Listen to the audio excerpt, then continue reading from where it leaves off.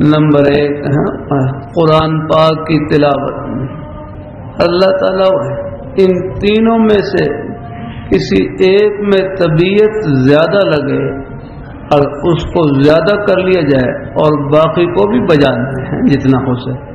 ہمارے والد صاحب رحمۃ اللہ علیہ تھے، قرآن پاک کے بڑے پکے حافظ تھے۔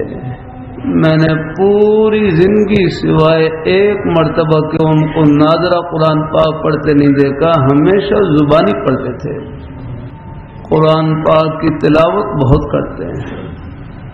گھر میں بھی ہم دیکھتے فجر کی اذان سے تقریباً 1-1.5 گھنٹہ پہلے کھڑے ہو جاتے، بس تہجد کی نماز پڑھ کر پھر وہ قرآن پاک کی تلاوت شروع کر دیتے۔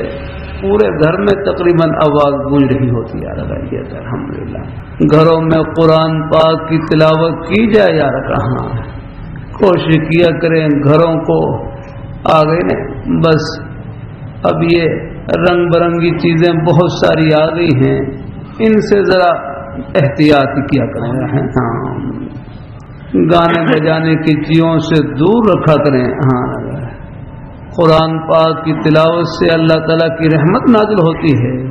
یہ گانا بجانا، یہ چیزیں تو اللہ تعالیٰ کی رحمت کو دور کرنے والی ہیں یار، کہاں۔ اللہ تعالیٰ اپنی مہربانی فرمائے، اللہ اپنی مہربان ہے۔ یہ طلباء سے بھی عرض کرتا رہتا ہوں، اس زمانے کا مجاہدہ کھانے پینے کا نہیں، اس زمانے کا مجاہدہ گناہ سے بچنے کا ہے یار، کہاں۔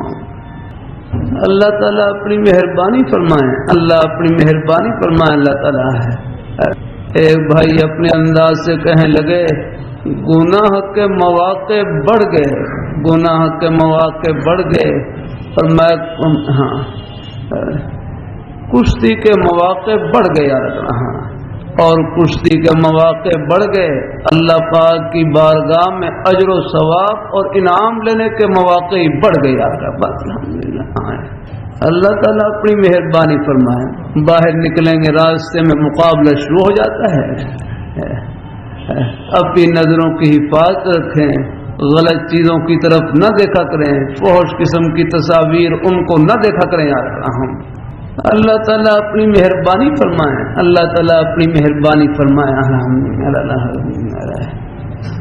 ہر شاہ عبد القادر اپنے بڑوں کے سائے کی بڑی برکت ہوتی ہے۔ ہاں الحمدللہ، نیک مجالس، اللہ نے ہر مسلمان کے سینے میں ایک محبت کا نور چھپا رکھا ہوتا ہے۔